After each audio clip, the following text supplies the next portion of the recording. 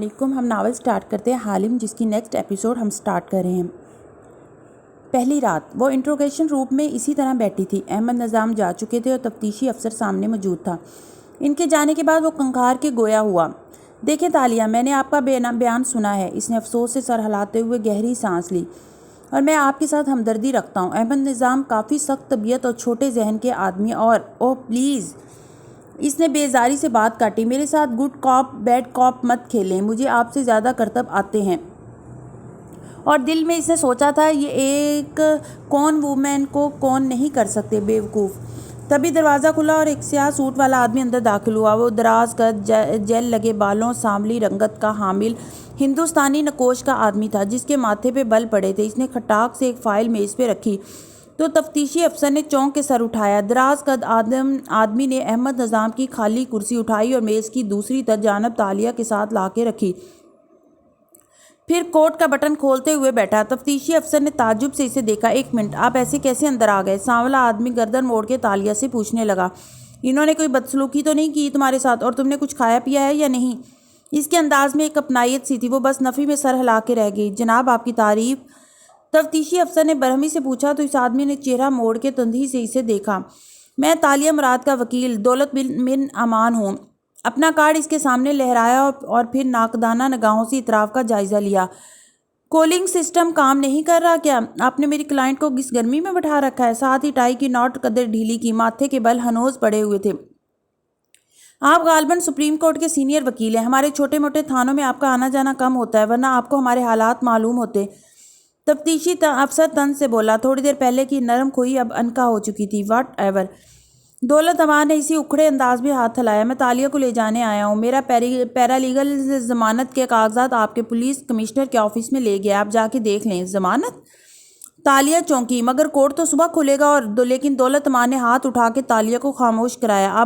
آپ اب کچھ نہیں بولیں گی، ایک لفظ نہیں۔ میں آ گیا ہوں نا، میں ان کی طبیعت صاف کرنے کے لیے کافی ہوں۔ وہ درستی سے کہتا میز پہ آگے کو جھکا اور مٹھیاں باہم پھنسا کے میز پہ رکھیں۔ ایک لمحے میں وہ جان گئی کہ اسے کس نے بھیجا تھا۔ آنسوؤں کا گولا سا تھا جو اس کے حلق میں اٹکنے لگا۔ آپ کو کیا لگتا ہے، جب آپ کا دل چاہے گا آپ کوئی بھی الزام لگا کے انہیں یہاں لے آئیں گے؟ یہ وان فاتح کی چیف آف سٹاف ہیں۔ مجھے ہفتہ بھر پہلے سے فاتح نے ان کی ضمانت قبل گرفتاری کروانے کی تلقین کر رکھی تھی۔ میں آج صبح وہ کروا بھی چکا تھا۔ اپنے کمشنر کے پاس جائیں اور میری کلائنٹ کی ہتھکڑیاں کھلوائیں تاکہ میں انہیں ان کے گھر لے جاؤں۔ دولت امان کی بھاری آواز اور روب اتنا زیادہ تھا کہ وہ افسر قدرے گڑبڑا کے اٹھا۔ میں آتا ہوں۔ وہ دونوں کمرے میں اکیلے رہ گئے تو تالیہ نے لب کھولے۔ آپ کو فاتح نے؟ الفاظ حلق میں اٹک گئے، گلا رند گیا۔ آپ کو کیا لگتا تھا وہ اپنے دوستوں کو اکیلا چھوڑ دیتے ہیں؟ اب کہ وہ نرمی سے گویا ہوا تو بہت سے آنسو اس کے اندر ہی اندر گرنے لگے۔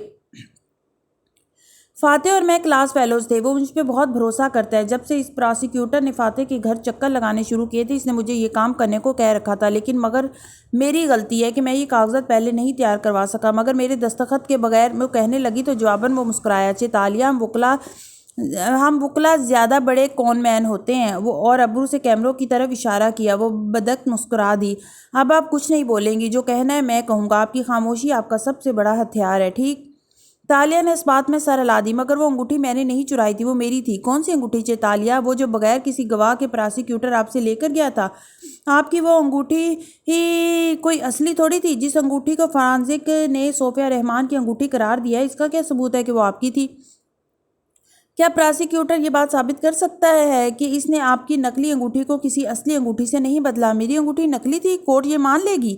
وہ تعجب سے اسے دیکھ رہی تھی۔ اگر آپ کی انگوٹھی اصلی ہوتی تو اس کی مالیت لاکھوں میں ہوتی۔ آپ اسے اس پراسیکیوٹر کو اتنے آرام سے کیوں دیتی؟ یہی بات ہم کورٹ میں بتائیں گے۔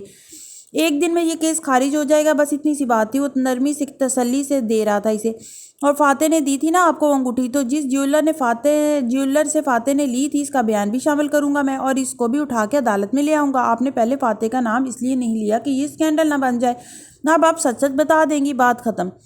وہ واقعی اچھا وکیل تھا۔ لفظوں کے ہیر پھیر سے اس نے سارا کیس ہی پلٹ دیا تھا۔ اور اگر عدالت میں قرآن پہ ہاتھ رکھوا کے پوچھ لیا گیا کہ یہ انگوٹھی اس کی تھی یا نہیں تو وہ جھوٹ کیسے بولے گی؟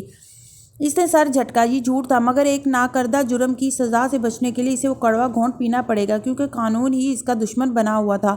فاتح صاحب نہیں آئے؟ جانے کیوں اس نے پوچھ لیا۔ نہیں تالیہ، وہ کیسے آ سکتا تھا؟ میڈیا پیچھے آ جاتا اور دولت نے بات روک دی۔ اور آپ کی بدنامی ہوتی، وہ یہی کہنا چاہتا تھا شاید۔ وہ چپ ہو گئی۔ تھوڑی دیر بعد پولیس کمشنر اور تفتیشی افسر اسی کمرے میں ان کے ساتھ کھڑے تھے۔ تالیہ کی ہتھکڑیاں اتاری جا رہی تھیں اور وہ معذرت کے ساتھ اس کو بتا رہے تھے کہ اب وہ جا سکتی ہے۔ پبلک میں کیے گئے جرائم کی معافی پبلک میں مانگنی چاہیے کمشنر صاحب۔ اگر کل کسی ایک اخبار نے بھی تالیہ مراد کی گرفتاری کی خبر لگائی تو آپ کا آفس تحریری معافی مانگے گا، سمجھے آپ؟ دولت امان نے جاتے وقت ابرو اٹھا کے تحکم سے کہا تھا۔ وہ سپریم کورٹ کے ان وکلا کی طرح کا رویہ اپنائے ہوئے تھا جو چھوٹے تھانوں میں آنا اپنی توہین سمجھتے تھے اور اسی وجہ سے پولیس والے اسے ناپسندیدگی سے گھور رہے تھے، مگر مرعوب بھی تھے۔ اپنا اسکارف سر پہ لے کے چہرہ چھپا لے، ہم تھانے کی عقبی سمت سے باہر جائیں گے، کیونکہ ان پولیس والوں کا کوئی بھروسہ نہیں، انہوں نے فرنٹ پہ رپورٹرز بلا رکھے ہوں۔ راہداری پہ چلتے ہوئے دولت نے آہستہ سے سرگوشی کی اور تالیہ نے ایسا ہی کیا۔ وہ بالکل خاموش تھی، گویا سن ہو۔ اسی خاموشی سے وہ دولت کی کار کی فرنٹ سیٹ پہ بیٹھ گئی تو دولت نے کار سڑک پہ ڈال دی، ساتھ ہی کال ملا کے فون کان سے لگا لیا۔ فاتح، میں تالیہ کو تھانے سے نکلوا لایا ہوں، نہیں کسی نے نہیں دیکھا، نہیں اخبار تک خبر نہیں پہنچے گی، ہاں یہ اس سے بات کرو مگر مختصراً کرنا پلیز، کالز ریکارڈ ہو رہی ہوں گی، اور موبائل اس کی طرف بڑھایا۔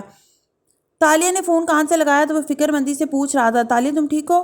اس کا گلا رندنے لگا مگر بازار پرسکون انداز میں بولی، جی توانکو۔ دولت صاحب ایک نظر کار ڈرائیو کرتے دولت کو دیکھا، وقت پہ آ گئے تھے۔ دولت میرا بہت اچھا دوست ہے، مجھے خوشی ہے کہ اس نے تمہاری مدد کی۔ اب تم کہاں جا رہی ہو؟ ابھی ہم میرے گھر جا رہے ہیں، میں وہاں پہنچ کے آپ کو واٹس ایپ پہ کال کرتی ہوں۔ وہ رکی اور پھر مسکرائی، تھینک یو فاتح، اور اس کا جواب سن کے فون رکھ دیا۔ ہم فاتح کی طرف جا رہے ہیں، ہمیں وہاں بیٹھ کے آئندہ کی اسٹریٹجی بنانی ہوگی۔ دولت اب اتنا پرسکون نہیں لگ رہا تھا جتنا تھانے میں تھا۔ وہ چونکی، یعنی ان کے گھر؟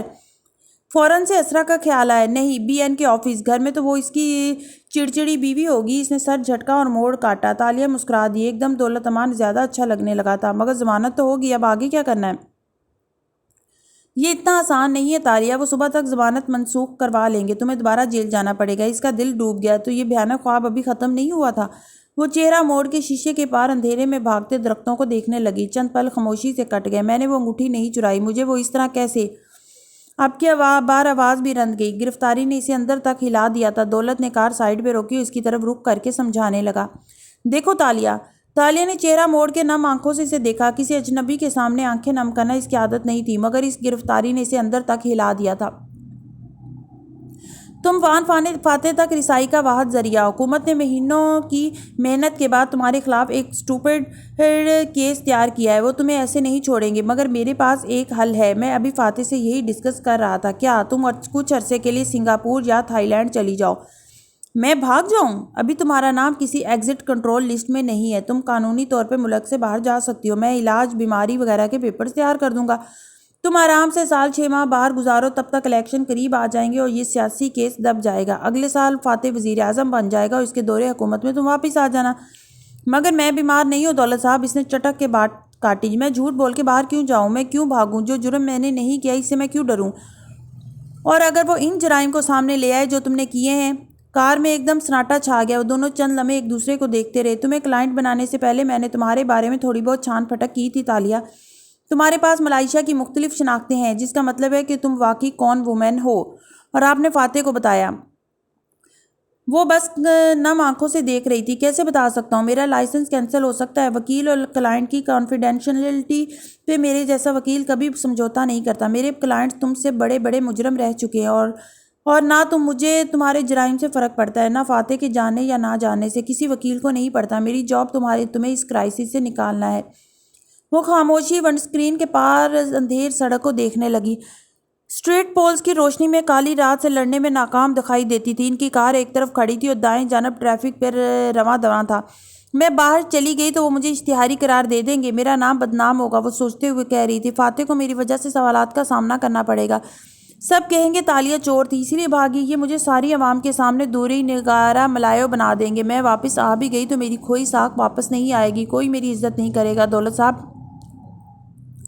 اس نے چہرہ موڑ کے ایک عزم سے اسے دیکھا۔ نہیں، تالیہ نہیں بھاگے گی، تالیہ اسی شہر میں رہ کے ان کے الزامات کا مقابلہ کرے گی، یعنی اب ہمیں اس کیس کو قانونی محاذ پہ لڑنا ہوگا۔ پولیس کارز کے قریب آتے سائرن پہ وہ دونوں ایک دم چونکی۔ دولت گردن موڑ کے کھڑکی سے باہر دیکھنے لگا۔ دور سڑک پر 3-4 کارز آتی دکھائی دے رہی تھی، جن کی سرخ نیلی بتیاں جل بجھ رہی تھیں۔ دولت نے زور سے اسٹیئرنگ پہ ہاتھ مارا۔ ڈیم اٹ، اب ملک سے بھاگنے کا ٹائم نہیں رہا۔ انہوں نے آدھی رات کو کسی جج کو اٹھا کے وارنٹ بنوا لیے ہوں گے۔ ڈیم اٹ، وہ واضح طور پر پریشان نظر آتا تھا۔ وہ اس پریشانی کی وجہ سمجھ رہی تھی۔ تالیہ کا کیس مشکل ہوتا جا رہا تھا، اس کا دل ڈوبنے لگا، مگر اس نے گردن کڑائے رکھی۔ میں ان سے نہیں ڈرتی۔ 4 کاریں ان کے آس پاس آ کے رکیں، دروازے کھلے اور ان سے بہت سے سپاہی باہر نکلے۔ سب سے آگے جو شخص چلا آ رہا تھا، اس نے سیاہ گھنگریالے بالوں کی پونی بنا رکھی تھی۔ تیکھے نکوش کا مالک وہ آدمی جینز پہ جیکٹ پہنے ہوئے تھا، انداز سے اعلیٰ افسر لگتا تھا۔ یہ حتان ہے، شہر کے سب سے بدنام تھانے بلائی بوکیٹ جلیل پولیس اسٹیشن کا کمشنر۔ یہ اس کو جلاد کہتے ہیں، مگر تم اس سے مت گھبرانا، بس خاموش رہنا۔ وہ قریب آ رہے تھے، وقت کم تھا اور دولت جلدی جلدی سمجھا رہا تھا۔ گھنگریالے بالوں والا مرد دولت کی کھڑکی تک آیا اور جھک کے اندر جھانکا۔ تالیہ مراد، آپ باہر آ جائیں، آپ کی گرفتاری، سوری، ناقابل ضمانت گرفتاری کے وارنٹ ہیں میرے پاس۔ اور ایک کاغذ لہرا کے دکھایا۔ دولت نے اسے گھورتے ہوئے کاغذ جھپٹا اور اوپر کر کے اسے پڑھا۔ وہ گود میں ہاتھ رکھے خاموش بیٹھی رہی۔ سپاہی ان کی کار کے گرد اکٹھے ہو چکے تھے۔ ٹھیک ہے، تالیہ تمہارے ساتھ چلی جائے گی، لیکن دولت نے اسے ہٹنے کا اشارہ کیا تو حتان سیدھا ہو کے ایک طرف ہو گیا۔ دولت دروازہ کھول کے باہر نکلا اور اسے گھور کے آہستہ سے بولا، تمہارا تھانہ میڈیا کے نمائندوں سے بھرا رہتا ہے، تم تالیہ کو لے جانے سے پہلے رپورٹرز کو وہاں سے ہٹاؤ گے۔ یہ میرا مسئلہ نہیں ہے دولت صاحب۔ حنان نے شانے اچکایا اور سپاہیوں کو اشارہ کیا۔ میری بات سنو حنان، وہ درستی سے بولا، مجھے میری کلائنٹ کی ہتھکڑیاں لگے تھانے میں داخل ہوتی تصاویر اخبار میں نہیں چاہیے۔ حنان نے شانے اچکائے۔ یہ ہمارے تھانے میں کوئی پچھلا دروازہ نہیں ہے اور میں ایک کون وومن کو گرفتار کر کے لے جا رہا ہوں، مجھے تو سامنے سے ہی جانا چاہیے۔ تالیہ کے لیے مزید برداشت کرنا ممکن نہیں تھا۔ دروازہ کھول کے چپ چاپ خود باہر نکل آئی۔ ایک سپاہی آگے آیا تو اس نے اپنے ہاتھ سامنے کر دیے۔ ہتھکڑی ایک دفعہ پھر ان کلائیوں پہ لگ گئی۔ دولت نے غصے بھرے بے بسی سے سر کی پشت پہ ہاتھ رکھا، ٹھیک ہے، مگر تم میری کلائنٹ کا چہرہ کور رکھو گے۔ جواباً حنان نے محض بازو ہلا کے اسے الوداع کہا، ہاں کل کورٹ میں ملتے ہیں، اور تالیہ کو آگے چلنے کا اشارہ کیا۔ تالیہ ایک لفظ بھی مت کہنا، اوکے، اور میں پیچھے آ رہا ہوں۔ وہ کار میں بیٹھتے ہوئے چلا کے ہدایت کر رہا تھا۔ وہ چپ چاپ کار کی پچھلی نشست پہ بیٹھی تو ساتھ موجود سپاہی نے ایک سیاہ تھیلا اس کے سر پہ پہنا دیا۔ اب اس کا سر کندھوں تک چھپ گیا۔ ہونٹوں کی جگہ سانس لینے کے لیے 2 سوراخ بنے تھے۔ آنکھوں کے آگے اندھیرا چھا گیا تھا۔ تھانے اور کورٹ کچہری لے جاتے وقت اکثر ملزموں کا چہرہ کیپ، نقاب یا اسی طرح کے سیاہ ڈھاٹوں سے چھپا دیا جاتا تھا تاکہ ان کے اخبار میں چھپی تصویریں ساری عمر کے لیے ان کو شرمندہ نہ کریں، کیونکہ ملزم اپنا جرم ثابت ہو جانے سے پہلے تک معصوم ہی تصور کیا جاتا ہے۔ تالیہ نے سر سیٹ کی پشت سے ٹکا دی اور آنکھیں موند لیں۔ وہ جانتی تھی میڈیا تھانے کی بیرونی سیڑھیوں پر موجود ہوگا۔ اب کوئی بھی شے اس کے نام اور سیاہ تھیلے میں بند چہرے کو اخباروں کی اور خبروں کی زینت بننے سے نہیں روک سکتی تھی۔ ایک طویل سفر کے بعد جب اسے کار سے اتارا گیا تو اپنے ارد گرد دھکم پیل محسوس کر سکتی تھی۔ رپورٹرز کی آوازیں، سوالات، چیتالیہ کی پکار، چور، کون وومن، فان فاتح سے تعلق، اسے سیاہ ڈھاٹے میں بھی کیمروں کے چمکتے فلیش بار بار محسوس ہو رہے تھے۔ یوں لگتا تھا ہر طرف سے رپورٹر سر پہ چڑھتے آ رہے ہوں۔ تالیہ کا دل ڈوبتا جا رہا تھا، اسے سانس نہیں آ رہی تھی۔ وہ سر جھکائے بدک زینے چڑھ رہی تھی۔ پولیس آفیسر اسے رپورٹرز کے نرگے سے بدک گزار کے اوپر لے جا رہے تھے۔ یہ سب اس کی توقع سے کہیں زیادہ مشکل تھا۔ کل کے اخبار میں اس کے نام کے ساتھ 6 سرخیاں لگی ہوں گی۔ سارا ملک جان جائے گا۔ BN کے آفس میں جو لوگ اس کی عزت کرتے تھے، سوپ پارلر والی ایلیٹ سوسائٹی کی سوشلائٹ عورتیں جن کی پارٹیز میں وہ جاتی تھی، آرٹ کی دنیا میں موجود اس کے دوست جو اسے ایک آرٹ لور کے طور پہ جانتے تھے، کل صبح سب جان جائیں گے کہ تالیہ مراد ایک فراڈ تھی۔ عدالت اب اسے بری کرے یا سزا دے، وہ ہمیشہ کے لیے بدنام ہو چکی تھی۔ اندر کمشنر حنان کے آفس میں لا کے اس کے سر کا ڈھاٹا جھپٹ کے اتار دیا گیا۔ کھردرا کپڑا اتارنے سے گردن کی جلد چھل سی گئی تھی اور پھر ضروری کارروائی کے بعد اس کو لاک اپ میں لے جا کے بند کر دیا گیا۔ لاک اپ ایک چھوٹی سی کوٹری تھی۔ اس کی چھت کافی اونچی تھی۔ اندر 2 دیواروں کے ساتھ بینچ رکھے تھے جن پہ سویا جا سکتا تھا۔ سلاخوں والے دروازے کے آگے راہداری تھی۔ یوں لگتا تھا سامنے قطار میں ویسے ہی سیل بنے تھے، اسے یہاں سے 3-4 سیل ہی نظر آ رہے تھے۔ دونوں بینچ خالی تھے۔ قید کی پہلی رات اس کا کوئی ساتھی نہ تھا۔ وہ ایک بینچ پہ بیٹھ گئی تو ایک سپاہی سلاخوں والے دروازے کو لاک کرنے لگا۔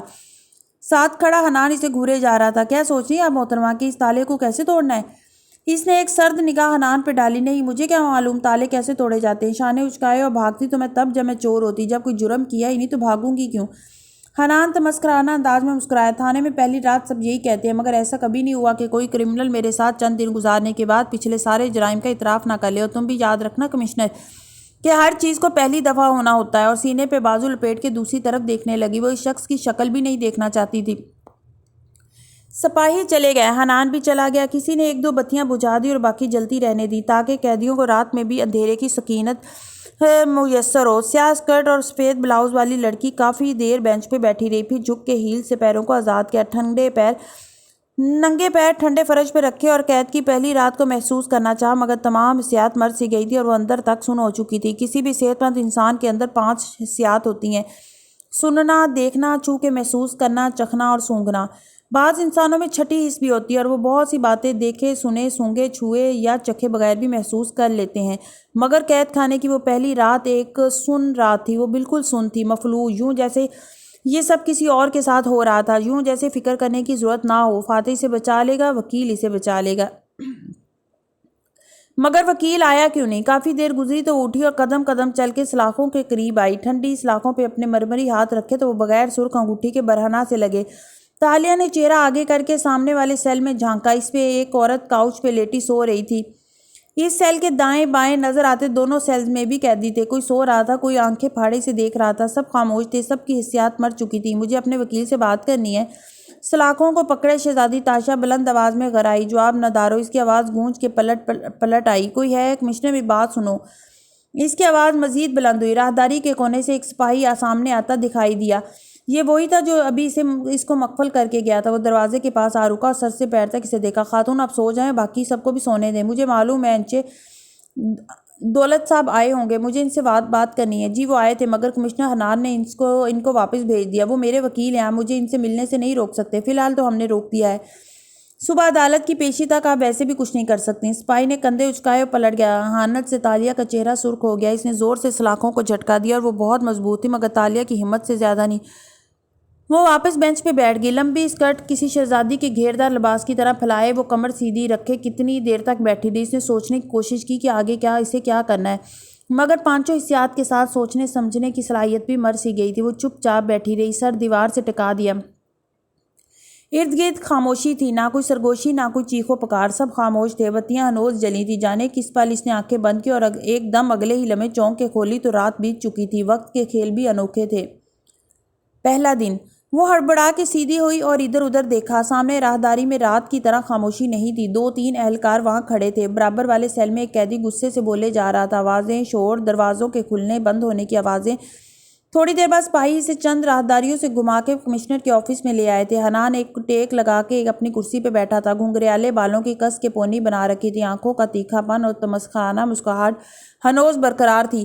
اسے وہ شخص ہر گزرتے لمحے مزید برا لگ رہا تھا۔ آپ کے وکیل کو آنے سے روک دیا میں نے۔ وہ سامنے بیٹھ گئی تو وہ بتانے لگا۔ وہ بس تیکھی نظروں سے اسے دیکھے گئی۔ میں تمہارا چہرہ بھی یاد رکھوں گی کمشنر۔ وہ اسی طرح مسکراتا رہا۔ پھر ایک اخبار اس کے سامنے دھکیلا۔ تالیہ نے محض نظریں جھکا کے فرنٹ پیج پہ نظر ڈالی۔ وان فاتح کی چیف آف سٹاف تالیہ مراد چوری کے الزام میں گرفتار۔ نیچے اس کی ایک تصویر تھی۔ رپورٹرز کے ہجوم میں اسے گزار کے حنان اور دوسرے اہلکار اسے سیڑھیوں کے اوپر لے جا رہے تھے۔ اس کے چہرے پہ سیاہ کپڑا تھا اور ہاتھوں کی ہتکڑیاں دکھائی دیتی تھیں۔ اس نے سلگتی نظریں اٹھا کے حنان کو دیکھا، بولی کچھ نہیں۔ آپ کے وکیل نے آج پھر درخواست کی ہے کہ آپ کو کسی پچھلے دروازے سے عدالت لے جایا جائے، مگر میں صرف سیاہ کپڑے والی کرٹسی دکھا سکتا ہوں۔ اس سیاہ کپڑے کا کیا فائدہ جب آپ میڈیا کو پہلے ٹپ کر دیتے ہیں کہ آپ تالیہ مراد کو گرفتار کر کے لا رہے ہیں اور وہ پہنچ جاتے ہیں۔ اس کی بھینچی ہوئی مٹھیاں گود میں تھیں اور وہ چبا چبا کے کہہ رہی تھی، یہ باتیں آپ کو جرائم کرنے سے پہلے سوچنی چاہیے تھی۔ میں اب سارے میڈیا کو تو وہاں سے نہیں ہٹا سکتا تھا نا۔ میں نے کہا نا میں تمہارا چہرہ یاد رکھوں گی کمشنر۔ وہ پرتپش نظریں اس پہ جمائے ہوئے تھی۔ عدالت تک کا سفر پچھلی رات سے زیادہ توہین آمیز تھا۔ آج دھوپ کے باعث فلیش چمکتے محسوس نہیں ہو رہے تھے۔ عدالت کی عمارت کے باہر اترتے ہی رپورٹرز کی تیز آوازیں اور پولیس اہلکاروں کا اسے ہجوم سے گزارنا۔ حنان کا فاتحانہ انداز میں رپورٹرز کو نو کمنٹس کہنا۔ وہ دانتوں سے نچلا لب دبائے کسی نابینا انسانوں کی طرح راہداریاں عبور کرتی رہی۔ اس کا مستقبل بھی اسی اندھیرے جیسا ہو چکا تھا۔ تالیہ مراد ہر روز اخبار کی سرخی بنے گی اور کوئی یقین نہیں کرے گا کہ اب وہ ویسی نہیں تھی۔ اسے اپنی بصارت عدالتی کمرے میں واپس ملی۔ اس دفعہ حنان نے رگڑنے والے انداز میں کپڑا کھینچا۔ وہ جب بھی اس کے سر سے کپڑا اتارتا تھا انداز میں ایک عجیب حقارت ہوتی تھی۔ وہ اس کا چہرہ یاد رکھے گی۔ تالیہ نے ہتکڑی لگے ہاتھوں سے بال سامنے سے ہٹائے اور آنکھیں متعدد بار جھپکیں۔ دھندلا منظر واضح ہوا۔ تم ٹھیک ہو؟ کوئی غلط سلوک تو نہیں کیا گیا تمہارے ساتھ؟ وہ ڈیفینس کی چیئر پہ بیٹھی تھی اور ساتھ موجود شخص پوچھ رہا تھا۔ اس نے آنکھیں دوبارہ جھپکائیں تو اس کا چہرہ واضح ہوا۔ وہ دولت امان تھا اور فکر مند نظر آ رہا تھا۔ تالیہ نے بے اختیار اس کے ارد گرد نظریں دوڑائیں، پھر پلٹ کے دیکھا۔ کمرہ عدالت کے خالی بینچ آہستہ آہستہ بھرتے جا رہے تھے۔ اجنبی چہرے، ناشناسا لوگ۔ فاتح صاحب نہیں آئے؟ جانے کس امید کے تحت اس نے پوچھا۔ نہیں تالیہ، یہاں میڈیا والے بہت ہیں، اس لیے خیر فکر نہ کرو، آج تمہاری ضمانت ہو جائے گی۔ مگر وہ گردن موڑ موڑ کے دیکھ رہی تھی اور ایڈم وہ جرنلسٹ اور وہ رات کی فلائٹ سے اپنی بک لانچ کے لیے سنگاپور چلا گیا تھا۔ اس کو صبح خبر ملی تو اس نے مجھ سے رابطہ کیا، شام تک وہ پہنچ جائے گا۔ اور داتن وہ اس کی طرف جھکا۔ پولیس لیانا صابری کو ڈھونڈ رہی ہے، اس کا نام بھی پولیس رپورٹ میں تمہاری ساتھی مجرم کے طور پہ درج ہے۔ وہ رات کو ہی رپوش ہو گئی تھی۔ تالیہ ایک دم بالکل چپ ہو گئی، بھرے مجمع میں وہ بالکل تنہا تھی۔ داتن کی مجبوری وہ سمجھ سکتی تھی، ایڈم تو خیر تھا نہیں ملک میں، مگر وان فاتح ان کو تو آنا چاہیے تھا، اپنا سیاسی کیریئر داؤ پہ لگا کے بھی آنا چاہیے تھا۔ تالیہ ڈونٹ وری، وہ سب تمہارے ساتھ ہیں۔ دولت نے اس کا چہرہ بجھتے دیکھا تو تسلی دی، وہ سلور زدہ پیشانی لیے سامنے دیکھتی رہی۔ وہ سب تمہارے لیے فکر مند ہے، مگر ان سب کی مجبوریاں تھیں، آپ کیوں آئے پھر؟ آپ بھی نہ آتے؟ پھر چہرہ موڑ کے انہیں غصے سے دیکھا۔ یو نو واٹ، مجھے آپ کی ضرورت نہیں ہے، آپ جا سکتے ہیں، میں اپنا کیس خود لڑوں گی، کہیں میری وجہ سے آپ کی نیک نامی پہ بھی حرف نہ آئے۔ فاتح نے مجھے کہا تھا کہ تم یہی کہو گی، اسی لیے اس نے مجھے تمہارا وکیل بنایا ہے، کیونکہ تم جو بھی کہو میں تمہیں چھوڑ کے نہیں جانے والا۔ مجھے فاتح سے اپنی دوستی بہت عزیز ہے، دولت امان سکون سے کہتی ہوئے اپنی جگہ سے اٹھ کھڑا ہوا۔ جج آ چکا تھا اور کارروائی شروع ہو چکی تھی۔ تالیہ نے پراسیکیوشن کی ٹیبل کی طرف دیکھا تو وہاں ایک غیر شناسا چہرہ دکھائی دیا۔ وہ چونکی۔ پراسیکیوٹر احمد نظام کہاں ہے؟ صبح ان کا بڑا بھائی اور اس کی بیوی کار حادثے میں انتقال کر گئے تھے، اس لیے وہ نہیں آ سکے۔ ان کا ڈپٹی پراسیکیوٹر کیس لڑ رہا ہے۔ اس نے نوجوان وکیل کی طرف اشارہ کیا اور تالیہ بس اس کو دیکھ کے رہ گئی۔ خونی دانت، وہ احمد نظام کے بیمار ماں باپ نہیں تھے، بھائی اور بھابھی تھے۔ بے شک وہ احمد نظام کو خبردار کر چکی تھی، مگر کسی کی موت کا سننا ہمیشہ افسوسناک ہوتا ہے۔ احمد نظام کا ڈپٹی ان سے زیادہ تیز ترار واقعہ ہوا تھا۔ چند منٹ میں اس نے جج کے سامنے نہ صرف دولت امان کی ضمانت کی درخواست کے خلاف شاندار دلائل دیے، بلکہ پولیس کی طرف سے رپورٹ بھی پیش کر دی، جس کے مطابق تالیہ مراد ایک خطرناک حد تک ذہین اور شاطر مجرمہ تھی، جو ملک سے فرار ہونے کی کوشش کر سکتی تھی۔ پولیس نے اس کو 7 دن کے لیے ہنان کے تھانے میں رکھنے کی درخواست کی تھی، اور دولت کے مسلسل اختلاف اور احتجاج کے باوجود جج نے صرف ایک سپاٹ نظر اس ملزم لڑکی پہ ڈالی، جو بے خوف چبھتی نگاہوں سے اسے دیکھے جا رہی تھی، اور فیصلہ پولیس رپورٹ کے حق میں سنا دیا۔ وہ سب صوفیہ رحمان کے غلام تھے، وہ سب ایک اسکرپٹ کے تحت کام کر رہے تھے، اسے شدید ذہنی اذیت میں ڈال رہے تھے، وہ سب سمجھ رہی تھی۔ تھانے سے واپس تھانے جاتے وقت رپورٹرز کے سوالات میں سنسنی آ گئی تھی۔ تالیہ مراد، وان فاتح پہ آپ کو ڈسون کرنے کے لیے پارٹی کی طرف سے بہت دباؤ ہے، کیا وہ ہار مان لیں گے؟ کار آگے بڑھ گئی، اس کے ذہن میں وہ الفاظ پلٹ پلٹ کے سنائی دینے لگے، مگر اسے پرواہ نہ تھی۔ فاتح، غلام فاتح، قدیم ملاقہ کا فاتح، جدید ملائیشیا کا فاتح، وہ اتنا کمزور نہیں تھا کہ دباؤ پہ پگھل جاتا۔ اسے یقین تھا کہ وہ اس کو کبھی نہیں چھوڑے گا، وہ اسے چھوڑ بھی کیسے سکتا تھا؟ اسے آتش بازی والی رات یاد تھی، اور وہ فاتح کو بھی یاد ہوگی، ہے نا؟ اندر سے کسی نے پوچھا، ہے نا؟ آج اسے جس سیل میں لے جایا گیا، اس کا دروازہ سلاخوں والا تھا، وہ سامنے دیوار تھی، یعنی دوسرے سیل دکھائی نہیں دیتے تھے۔ وہ خطرناک قیدیوں کا الگ تھلگ سا سیل تھا، اور اندر 2 ہٹی کٹی عورتیں پہلے سے موجود تھیں۔ ان کا سامان سیل میں بکھرا پڑا تھا، وہ عورتیں ایک ہی بیڈ پہ آلتی پالتی کیے بیٹھی سر جوڑے باتیں کر رہی تھیں۔ تینوں نے کھلے کھلے نارنجی لباس پہن رکھے تھے۔ اسے آتے دیکھ کے خاموش ہوئیں اور سر موڑ کے اسے دیکھنے لگی۔ تالیہ ان کو دیکھنے کی بجائے اپنے خالی بیڈ پہ جا کے بیٹھ گئی، پھر گردن اٹھا کے اوپر دیکھا۔ اونچی چھت والی ایک نیم اندھیر سی وہ کوٹری انتہائی خوفناک معلوم ہوتی تھی۔ سپاہی چلے گئے، وہ دروازہ مقفل ہو گیا تو اس نے نظریں موڑ کے ان عورتوں کو دیکھا جو اسے ہی دیکھ رہی تھی۔ ان کی نظریں چبھتی ہوئی اندر تک اتر جانے والی تھی۔ کیا نام ہے تمہارا؟ ایک نے سوال کیا۔ شہزادی نے چہرہ موڑا اور اپنے بستر پہ ہاتھ پھیر کے گرد صاف کرنے لگی۔ جواب نہیں دیا۔ یہ وان فاتح کی سیکرٹری ہے، میں نے اسے ٹی وی پہ دیکھا تھا۔ ایک عورت تنفر سے بڑبڑائی، اس کے لہجے میں تپش چونکا دینے والی تھی، مگر وہ بے حس بنی بستر جھاڑتی رہی۔ اس کی ساری حسیات مر چکی تھی، نہ وہ کچھ دیکھ رہی تھی، نہ وہ سن رہی تھی، نہ زبان پہ ذائقہ محسوس ہوتا تھا، نہ کوئی خوشبو سونگھ سکتی تھی، نہ کسی شے کو چھونے پہ کوئی احساس ہوتا تھا۔ 5 حسیات سن تھیں۔ وہ چت لیٹ گئی اور اونچی چھت کو دیکھنے لگی۔ اسے کچھ نہیں کھانا تھا، نہ کسی سے بات کرنی تھی، اسے خاموشی سے بس وقت کے کٹنے کا انتظار کرنا تھا۔ فاتح اسے بچا لے گا، وکیل اسے بچا لے گا۔ دوسری رات لیٹے لیٹے کافی دیر بعد اسے نیند آئی تھی۔ نیند کی اس کیفیت میں اس کی 5 حسیات مزید غافل ہو گئی تھی، دماغ اندھیرے میں ڈوب چکا تھا۔ داتن کی آواز کہیں دور سے آتی محسوس ہوتی تھی۔ اگر تم نے احتیاط نہ کی تالیہ تو ایک دن ہم کسی تھانے کے لاک اپ میں پڑے ہوں گے۔ جانتی ہو لاک اپ کتنا خوفناک ہوتا ہے؟ مگر وہ سننے کی حس سے مفلوج تھی، سو وہ الفاظ اثر نہیں کرتے تھے، اور تب اچانک سے اس کی پہلی حس جاگی، لمس کو اپنی جلد پہ محسوس کرنے کی حس۔ کسی نے تالیہ کے چہرے پہ تکیہ رکھ دیا تھا۔ اس کی آنکھ تکلیف کے احساس سے کھلی، مگر بصارت کے سامنے اندھیرا تھا۔ ایک قیدی عورت تکیہ اس کے منہ پہ رکھ کے دبا رہی تھی، اور دوسری ایک چھڑی کو زور زور سے اس کے جسم پہ مار رہی تھی۔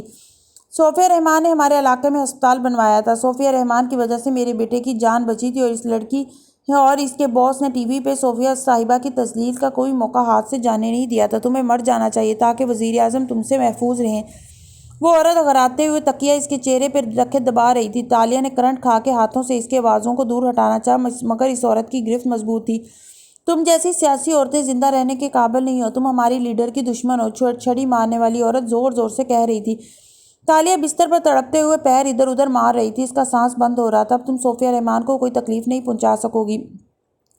ایک دم تالیہ نے اپنے ناخن تکیے والی کے ہاتھوں میں گاڑے، اس کی گرفت ڈھیلی پڑی تو اسے دھکا دے کر اٹھی۔ دوسری عورت نے اسے گردن سے پکڑ کے واپس گرانا چاہا مگر اس نے زخمی شیرنی کی طرح اس کی کلائی پکڑ کے مروڑی۔ خبردار جو کسی نے مجھے ہاتھ لگایا۔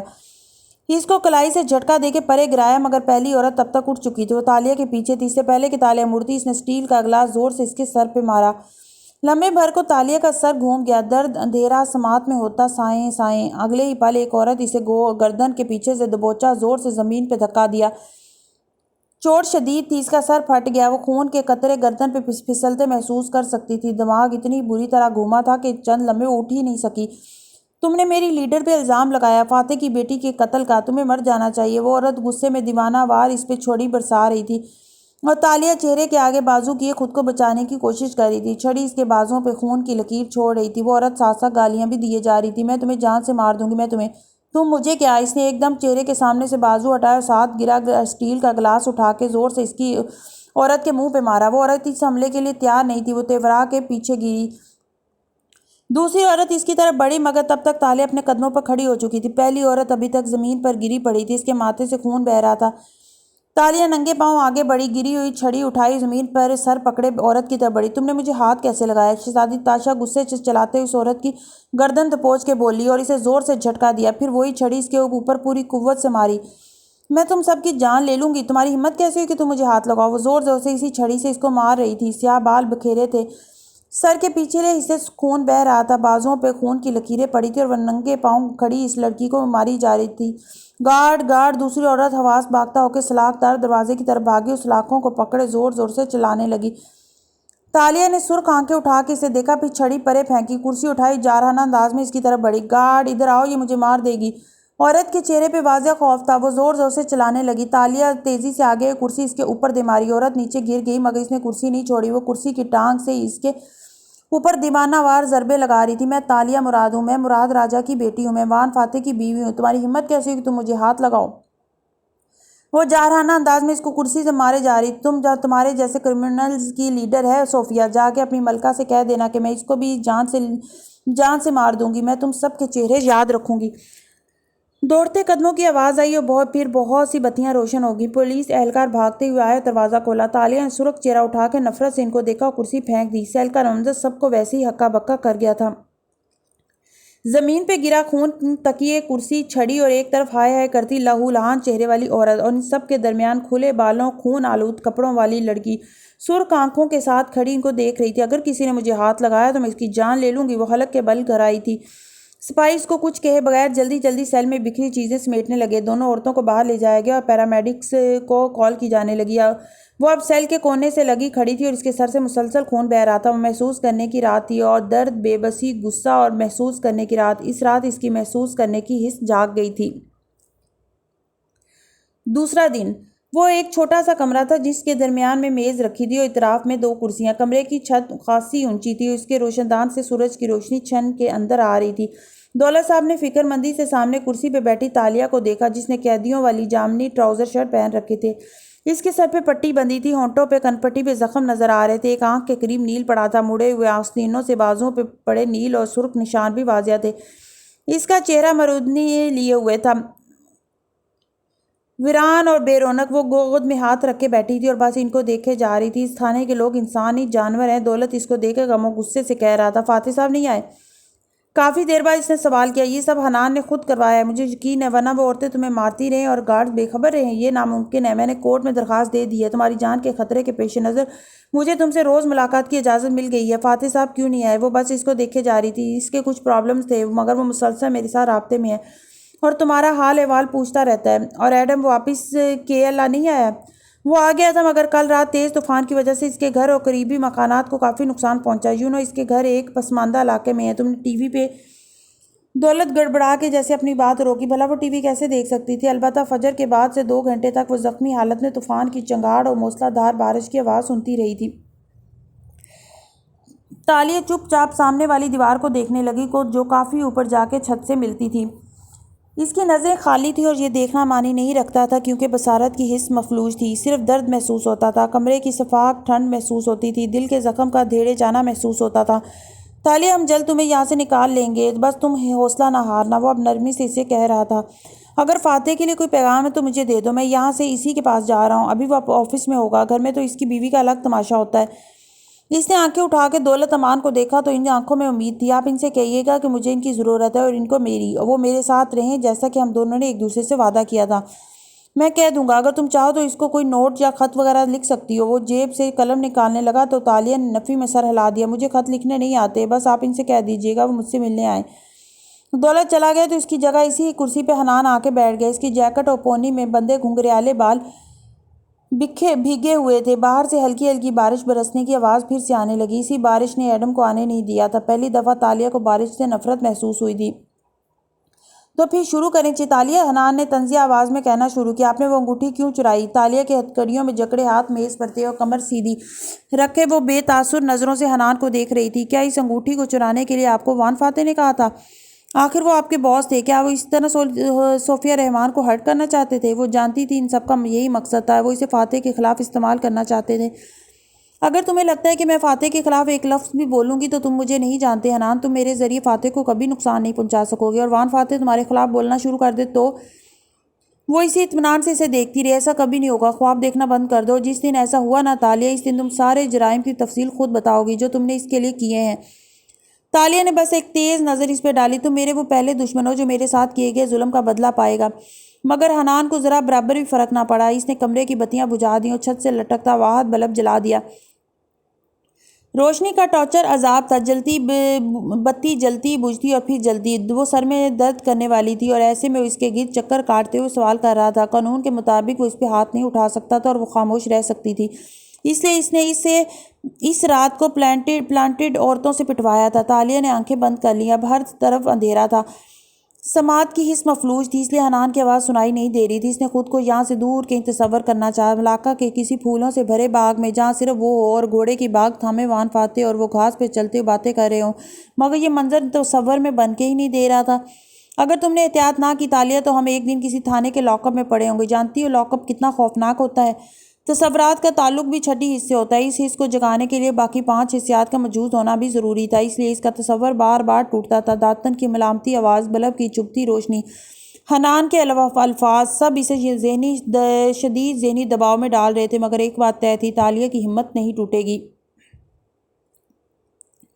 تیسری رات کو اسے ایک دوسرے سیل میں منتقل کر دیا گیا تھا۔ یہ پہلے قید خانے سے چھوٹا تھا، دیواریں انہی رنگوں کی اونچی سی تھی، فرش پہ 2 طرف لوہے کے بیڈز رکھے تھے، ایک طرف بستر پہ ایک چینی لڑکی لیٹی تھی، دوسرا خالی تھا۔ تالیہ دونوں بیڈز کے قریب دیوار سے ٹیک لگائے زمین پہ بیٹھی تھی، بازو سینے پہ لپیٹ رکھے تھے اور ماتھے کی پٹی ویسے ہی بندھی تھی۔ اس کی آنکھیں خلا میں دیکھے جا رہی تھی۔ کیا تم مجھے سن رہی ہو؟ تکیے پہ سر رکھے لڑکی نے گردن موڑ کے اسے پکارا تو وہ چونکی۔ کیا وہ سن رہی تھی؟ کیا وہ لڑکی بار بار اسے پکار رہی تھی؟ وہ کمرے کا اندھیرا، زخموں کا درد، فرش کی ٹھنڈک سب محسوس کر سکتی تھی، مگر سننا اس نے چھوڑ رکھا تھا۔ چاہے حنان کی باتیں ہوں یا دولت امان کی تسلیاں یا داتن کی ملامتی آواز، وہ کچھ بھی سمجھے بغیر بس سنے جاتی تھی، اپنی سوچتی رہتی تھی، مگر اس لڑکی کی آواز نے اس کی سماعت کی حس کو جگا دیا تھا۔ کیا؟ وہ چونک کے بولی۔ تالیہ کے ساتھی قیدی کہونیہ کے بل بستر پہ اوندھے لیٹے غور سے سامنے زمین پہ بیٹھی تالیہ کو دیکھتی کہ یہ تمہیں اتنی چوٹیں کیسی آئیں؟ وہ چپ رہی۔ ہاں، وہ اب سن سکتی تھی۔ اگر تو تمہیں قیدی عورتوں نے مارا ہے تو مجھے یقین ہے یہ گارڈز نے خود کروایا ہوگا۔ وہ چپ چاپ اسے دیکھے گئی، وہ جو 20-25 سال کی خوش شکل چینی لڑکی تھی اور اس کا بات کرنے کا انداز سادہ برجستہ تھا۔ تالیہ اب الفاظ سمجھنے لگی تھی۔ 6 دن پہلے جب میں یہاں آئی تو پہلی رات میرے ساتھ بھی یہی ہوا تھا۔ نیم اندھیر کمرے میں بستر پہ اوندھی لیٹی لڑکی اپنی لے میں بولے جا رہی تھی۔ میں نے اپنے سوتیلے باپ کو مارا تھا، مگر وہ سیلف ڈیفینس تھا، خود کو بچانے کے لیے انسان پھر اور کیا کرے، مگر میری ماں میری دشمن بن گئی۔ وہ اداسی سے کہے جا رہی تھی اور تالیہ بس اس کا چہرہ دیکھ رہی تھی۔ اس کی سماعتوں سے بہت سی آوازیں بیک وقت ٹکرا رہی تھیں، قریب میں نل کا ٹپکتا پانی، باہر گارڈ کے جوتوں کی آہٹ جو کبھی قریب آتے کبھی دور چلے جاتے، اس اداس لڑکی کی باتیں اور میرا شوہر، اس نے بھی دوسروں کا یقین کیا، میرا یقین نہیں کیا۔ میرا بیٹا 6 ماہ کا ہے مگر میں نے اتنے دن سے اسے نہیں دیکھا، مجھ سے کوئی ملنے نہیں آتا، کم از کم تم سے تو کوئی ملنے آ جاتا ہے۔ وہ بس خاموشی سے اسے دیکھے گئی۔ لڑکی اٹھ کے بیٹھی اور دونوں ہاتھوں سے بال سمیٹے، اس کے چہرے کے نیل ابھی تک نظر آ رہے تھے۔ تم نے کیا جرم کیا تھا؟ جواب نہ آیا تو بالوں کو پونی میں باندھ کے وہ گردن موڑ کے اس کی طرف دیکھنے لگی۔ تم نے بھی سیلف ڈیفنس میں مارا تھا کسی کو؟ دیوار کے ساتھ لگی بیٹھی تالیہ بس اسے دیکھے جا رہی تھی۔ تم سن رہی ہو؟ ہاں میں سن رہی ہوں، اب میں سننے لگی ہوں، وہ عجیب سے لہجے میں بولی۔ تو پھر بتاؤ تم کیوں جیل میں ہو؟ تالیہ اٹھی اور چھوٹے چھوٹے قدم اٹھاتی اپنی میز تک آئی۔ حنان سے کہنا۔ اب تالیہ اچھے سے سننے لگی ہے، یہ کہتے ہوئے اس نے دیوار پہ لگا آئینہ اتارا اور زور سے زمین پہ گرا دیا۔ آئینہ فرش سے ٹکراتے ٹکڑوں میں بٹ گیا۔ بستر پہ بیٹھی لڑکی دم بخود رہ گئی۔ تالیہ نے تکیے کا غلاف کھینچ کے اتارا، اس کو ہاتھ میں لپیٹ کے آئینے کا ایک لمبا سا ٹکڑا اٹھایا اور جو بڑے سے چھرے کے برابر تھا، جوتے کی نوک سے کرچیاں ایک طرف کی اور اس لڑکی کے بستر کی طرف بڑھی۔ اس کی آنکھوں میں خون اترا ہوا تھا۔ حنان سے کہنا کہ اسے تم سے بہتر ایجنٹ ڈھونڈنی چاہیے تھی، تالیہ کی دوست بنا کے اس سے راز اگلوانے کے لیے، لیکن خیر وہ جس کو بھی لے آتا تالیہ کو فرق نہیں پڑتا، کیونکہ تالیہ اب سننے لگی ہے۔ وہ غراتی ہوئی اس کے بستر کی طرف بڑھ رہی تھی۔ لڑکی بدک کے پیچھے ہٹی، پھر جلدی سے بستر سے جست لگا کے اتری۔ اگر تمہیں اپنی زندگی عزیز ہے تو اسی وقت یہاں سے نکل جاؤ، اور حنان سے کہو وہ خفیہ پولیس کی جس عورت کو بھی میرے سیل میں ان جعلی نیلوں کے ساتھ پلانٹ کر کے کوشش کرے گا وہ اپنی جان سے جائے گی۔ وہ کراتی ہوئی قریب آ رہی تھی، ننگا تیز دھاری شیشہ ہاتھ میں اٹھا رکھا تھا۔ لڑکی تیزی سلاخوں تک آئی، زور زور سے آوازیں دینے لگی، مجھے نکالو یہاں سے، یہ لڑکی پاگل ہے، مجھے مار دے گی۔ اگلے ہی لمحے گارڈز بھاگتے آئے۔ تالیہ سیل کے وسط میں رک گئی، شیشہ اس کے ہاتھ میں چمک رہا تھا۔ سلگتی آنکھوں سے اس نے گارڈز کو دیکھا۔ دوبارہ اگر کوئی عورت میرے سیل میں بھیجی تو مجھ سے برا کوئی نہیں ہوگا، تالیہ سے برا کوئی ہے بھی نہیں۔ یہ کہہ کے اس نے شیشہ پرے اچھال دیا، وہ زمین پہ گرتے کرچیوں میں بکھر گئے۔ گارڈ نے جلدی سے اس لڑکی کو باہر نکالا۔ دوسرا گارڈ بغیر کچھ کہے آگے آیا اور شیشے کی کرچیاں اٹھانے لگا۔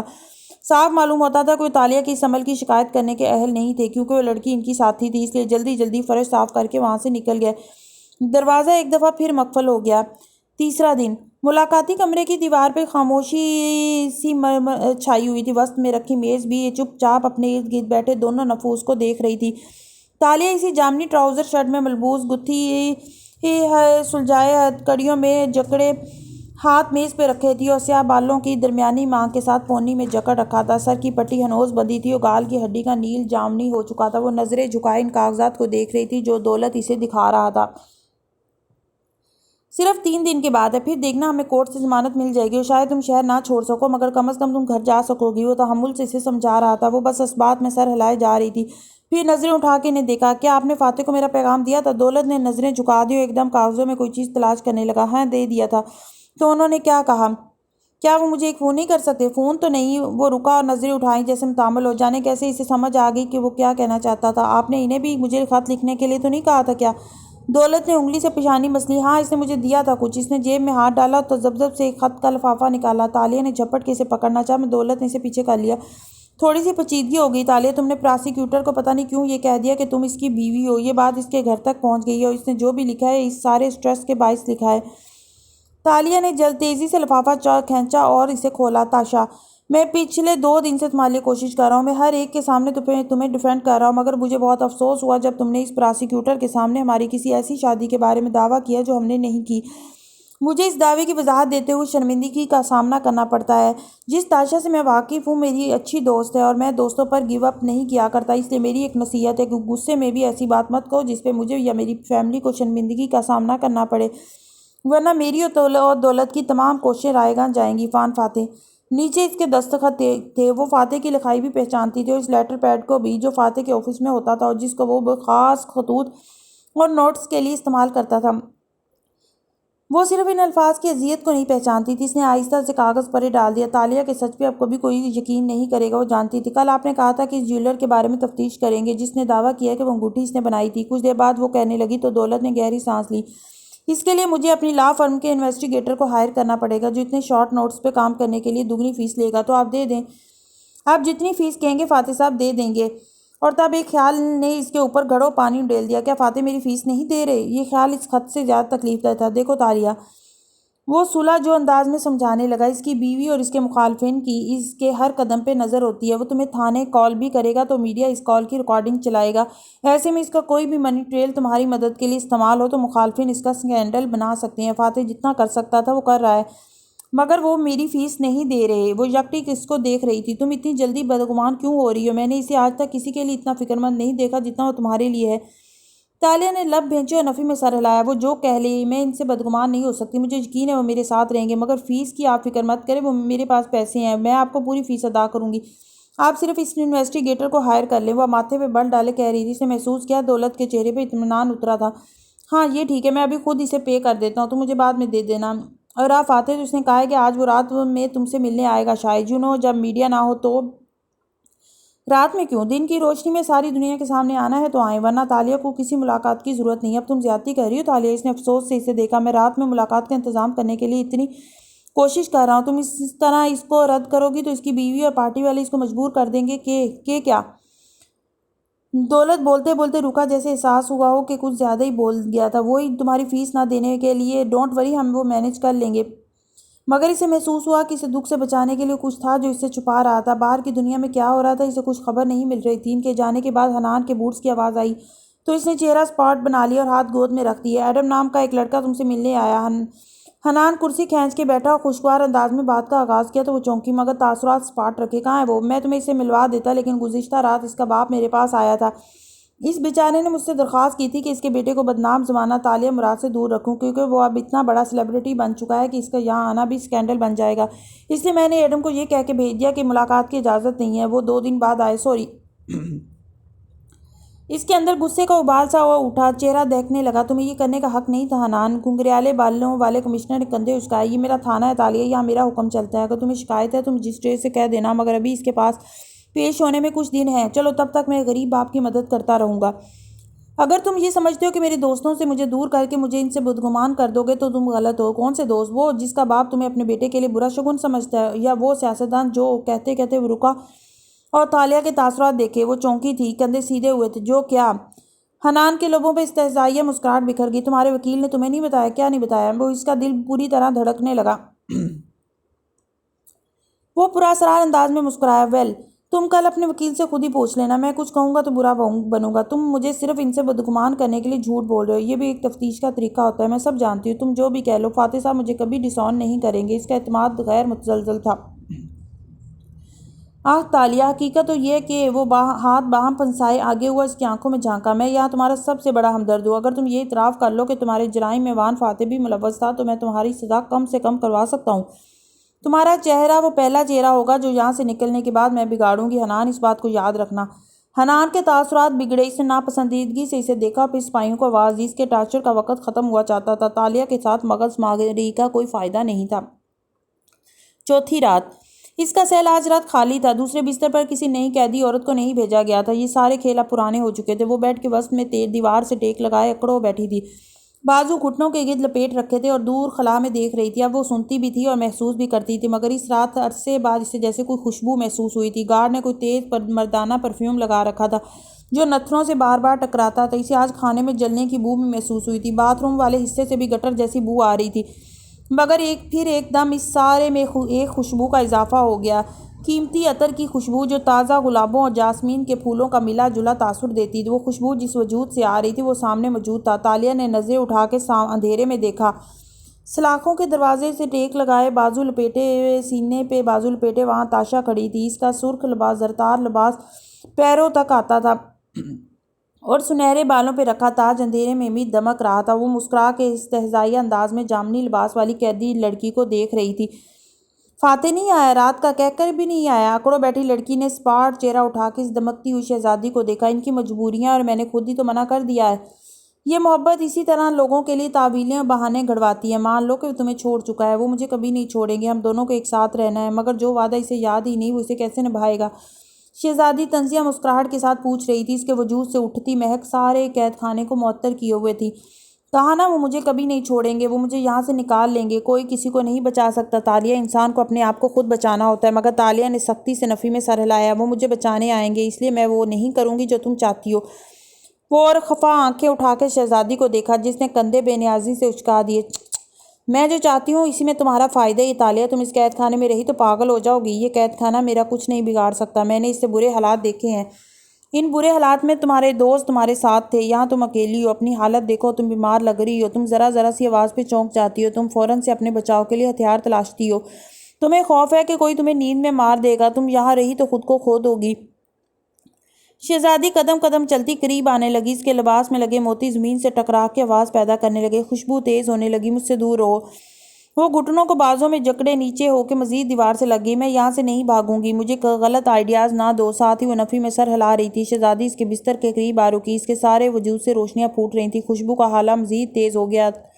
یہ تالا تم کھول سکتی ہو، باریک سی پن ہی تو ہے، کسی گارڈ کی گن لے کر دوسرے کو مار کے یہاں سے بھاگ سکتی ہو۔ تمہیں یہ جیل توڑنی ہوگی تالیہ، نہیں بھاگے گی۔ اس نے گھٹنوں میں سر دے دیا، نفی میں گردن ہلانے لگی، ورنہ تالیہ ساری عمر بھاگتی رہے گی۔ وان فاتح مجھے بچانے آئیں گے، ایڈم آئے گا، داتن آئے گی، تم دیکھنا مجھے کچھ نہیں کرنا پڑے گا۔ تو پھر وہ ابھی تک کیوں نہیں آئے؟ ان کی کوئی مجبوری ہوگی، یا یہ لوگ مجھ سے جھوٹ بول رہے ہیں تاکہ مجھے وان فاتح کے خلاف استعمال کریں۔ ہرگز نہیں، میں ان کی باتوں میں نہیں آؤں گی۔ سر گھٹنوں میں دیے اس نے اپنے ناخنوں کو بازوں میں پیوست کر رکھا تھا اور اس کا سارا وجود کانپ رہا تھا۔ شہزادی نے ترہم سے گھٹری بنی کانپتی لڑکی کو دیکھا۔ کوئی کسی کو بچانے نہیں آتا تالیہ، کیا تم نے ابھی تک یہ بات نہیں سیکھی؟ چلی جاؤ، تم یہاں سے چلی جاؤ۔ اس نے سر اٹھایا اور وہاں پڑا گلاس اٹھا کے زور سے دیوار پہ مارا۔ خوشبو غائب ہو گئی، روشنی کا حالہ بکھر گیا اور پھر کمرے میں اندھیرا چھا گیا۔ وہ اسی طرح بیٹھی نفی میں سر ہلاتی رہی، اس کے جسم کا درجہ حرارت آہستہ آہستہ بڑھتا جا رہا تھا۔ اگر تم نے احتیاط نہ کی تالیہ تو ایک دن ہم کسی تھانے کے لاک اپ میں پڑے ہوں گے۔ جانتی ہو لاک اپ کتنا خوفناک ہوتا ہے؟ چوتھا دن، اسے صبح سے بخار چڑھا ہوا تھا۔ پولیس کے ڈاکٹر نے دوا وغیرہ دے دی تھی، مگر اس کے باوجود تالیہ کو جسم ٹوٹتا ہوا محسوس ہوتا تھا۔ وہ آج ملاقاتی کمرے میں بیٹھی تھی تو ناک اور رخسار سرخ ہو رہے تھے، وہ بالکل گم سم بیٹھی تھی۔ حنان نے اس کی حالت دیکھی تو سپاہی سے اس کی ہتھکڑی کھولنے کا کہہ دیا۔ اس نے چپ چاپ ہتھکڑی کھلوا دی اور سامنے خلا میں دیکھتی رہی۔ حنان مقابل کرسی کھینچ کے بیٹھا اور قدرے نرمی سے گویا ہوا، تالیہ تم اس قید کو نہیں سہار سکو گی، صرف اعتراف جرم کر لو اور وان فاتح کے بارے میں لکھ دو۔ یہاں قلم اور پیڈ سامنے کیا تو تم بہت جلد گھر جا سکو گی۔ تالیہ گلابی پڑتی آنکھوں سے اسے دیکھتی رہی، بولی کچھ نہیں۔ میں تمہارا ہمدرد ہوں، میں نہیں چاہتا کہ تم مزید اس ٹارچر سے گزرو۔ تمہیں واقعی لگتا ہے حنان کہ میں اس گڈ کاپ اور بیڈ کاپ کے کھیل کو نہیں سمجھتی؟ وہ بولی تو آواز خراب گلے والی محسوس ہوتی تھی۔ کبھی میرے قید خانے میں اپنا پلانٹڈ اسٹول ڈال دیتے ہو جو مجھ سے دوستی کرے، کبھی گڈ کاپ بن جاتے ہو، مگر زیادہ وقت بیڈ کاپ رہ کے میرے دوستوں کو مجھ سے ملنے سے روکتے ہو۔ تمہیں لگتا ہے تالیہ بیوقوف بن جائے گی؟ حنان کے چہرے پہ واضح برہمی اترتی دکھائی دی، ساری نرمی عنقا ہو گئی، ماتھے پہ بل ڈال کے آگے کو جھکا، چبا چبا کے بولا، تمہیں لگتا ہے فاتح کو تم سے ملنے سے روک رہے ہیں؟ تمہیں تمہارے وکیل نے نہیں بتایا؟ وہ تکلیف کے باوجود مسکرا دی، اس کا پورا جسم اس وقت جل رہا تھا۔ مجھے تمہارے ان جھوٹوں سے فرق نہیں پڑتا، میں تو صرف یہ سوچ رہی ہوں کہ جو میں تمہارے چہرے کے ساتھ کروں گی، اس کے بعد وہ کون سا پلاسٹک سرجن ہوگا جو میرے کام کو درست کرنے کا ذمہ اٹھائے گا؟ اس کے چہرے کو ماتھے سے ٹھوڑی تک دیکھا۔ تمہیں معلوم بھی نہیں کہ تمہارے چہرے کے لیے کتنے آئیڈیاز ہیں میرے پاس۔ اور واپس سیدھی ہو گئی۔ آواز خراب تھی، چہرہ مرجھایا ہوا اور آنکھیں بخار سے سرخ پڑ رہی تھی، مگر گردن ابھی تک تنی ہوئی تھی۔ حنان جو اب جواب میں کچھ سخت کہنے لگا تھا کہ سپاہی نے وکیل صاحب کے آنے کی اطلاع دی۔ وہ رک گیا اور اسے اندر بھیجنے کا کہا۔ دولت بارش کے باعث بھیگا ہوا لگ رہا تھا، اندر آیا تو فوراً دیر سے آنے پہ معذرت کرنے لگا۔ فائل میز پہ رکھی اور کرسی کھینچ کے بیٹھ گیا۔ اس کا رین کوٹ بھیگا ہوا تھا مگر وہ اس نے نہیں اتارا اور تالیہ کی طرف متوجہ ہوا، پھر چونک کے حنان کو دیکھا جو کرسی پہ ٹیک لگائے گال تلے انگلی رکھے ہنوز وہاں بیٹھا تھا۔ کمشنر صاحب، دولت کے ماتھے پہ بل پڑے، آپ بھول رہے ہیں کہ وکیل اور اس کے کلائنٹ کی گفتگو کے دوران آپ یہاں نہیں بیٹھ سکتے۔ آپ نے شاید اپنی کلائنٹ کو وان فاتح کے بارے میں بیان کے بارے میں نہیں بتایا۔ وہ مسکرا کے دلچسپی سے تالیہ کا چہرہ دیکھ رہا تھا۔ میں تو صرف وہی سننے رکا ہوں۔ دولت چونکا، ایک دم تالیہ کو دیکھا، پھر گردن موڑ کے حنان کو گھورا، جیسے نگاہوں میں تنبیہ کی ہو۔ کمشنر، تم میری کلائنٹ کو ذہنی اذیت نہ دو تو بہتر ہوگا۔ مجھے معلوم ہے کہ مجھے اپنی کلائنٹ کو کیا بتانا ہے اور کیا نہیں۔ وہ ویڈیو یوٹیوب پہ ہے دولت صاحب، اس کے ہزاروں ویوز ہیں، ساری قوم ٹی وی پہ ویسے ہی اسے دیکھ چکی ہے۔ میں نہیں بتاؤں گا تو کوئی سپاہی بتا دے گا۔ آپ کیوں اپنی کلائنٹ سے وہ سب چھپا رہے ہیں؟ حنان، دولت صاحب نے ضبط سے دانت بھینچے، میں تمہاری شکایت کروں گا۔ مگر میں نے کیا کیا؟ اس نے حیرت سے شانے اچکائے۔ میں تو صرف سچ بتانا چاہتا ہوں۔ کون سی ویڈیو؟ وہ بہت ضبط سے بیٹھی تھی مگر اس کی آنکھوں میں دولت کے لیے شدید چبھن تھی۔ تالیہ دیکھو، سیاستدانوں کو سیاسی بیان دینے پڑتے ہیں، اس نے اپنے وکالت بھرے انداز میں کہنا شروع کیا۔ کون سی ویڈیو دولت صاحب؟ میرے پاس فون نہیں ہے، انہوں نے اندر لانے نہیں دیا، مگر اس میں کچھ خاص نہیں ہے، صرف میرے پاس ہے نا فون۔ حنان نے مسکرا کے اسمارٹ فون نکالا اور یوٹیوب کھول کے تالیہ کے سامنے رکھا۔ خود ہی سرچ کر لو، ہم دکھائیں گے کہ تم کہو گی جعلی ویڈیو ہے۔ حنان پلیز مجھے میری کلائنٹ کے ساتھ تنہا چھوڑ دو۔ دولت نے فوراً سے فون اٹھانا چاہا مگر تالیہ کے اندر توانائی بھر چکی تھی۔ اس نے تیزی سے فون اچکا اور کپاتی انگلیوں سے وان فاتح کا بیان لکھ کے ٹائپ کیا۔ وہ جانتی تھی وہ سب جھوٹ بول رہے ہیں، ایسا کچھ بھی نہیں ہوگا جو اسے فاتح سے بدگمان کر سکے۔